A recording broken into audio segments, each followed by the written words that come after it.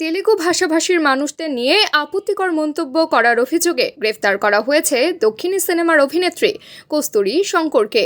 শনিবার ভারতের হায়দ্রাবাদ থেকে গ্রেফতার করা হয় অন্যমায়া খ্যাত এই অভিনেত্রীকে।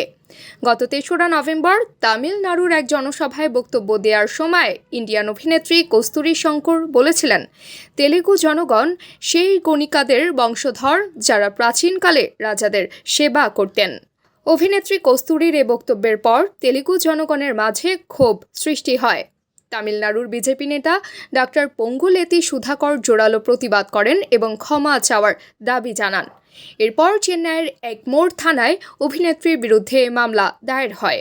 পরবর্তীতে সোশ্যাল মিডিয়ায় একটি বিবৃতি প্রকাশ করে পুরো ঘটনার জন্য ক্ষমা প্রার্থনা করেন কস্তুরী। এই বিবৃতিতে তিনি বলেন, তেলুগু ভাষাভাষীদের হৃদয়ে আঘাত করার উদ্দেশ্যে এই বক্তব্য দিইনি।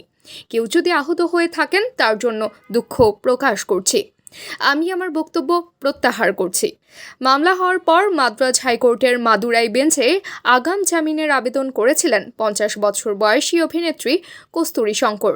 তবে তার সেই আগাম জামিন আবেদন খারিজ করে দেন আদালত। পাশাপাশি আদালত বলেন, উনার মতো পরিচিত মুখদের প্রকাশ্যে কোনো কথা বলার আগে 2 বার ভাবা উচিত। অভিনেত্রী নিজের মন্তব্যের জন্য ক্ষমা চেয়েছিলেন, কিন্তু সেটাও আন্তরিক ছিল না। আমাদের পরবর্তী প্রতিবেদন দেখতে চোখ রাখুন পায়রা নিউজের ইউটিউব চ্যানেলে। তাবাসসুম হকানিকা, পায়রা নিউজ ডেস্ক। আর চ্যানেলটি ভালো লাগলে লাইক, শেয়ার ও সাবস্ক্রাইব করতে ভুলবেন না।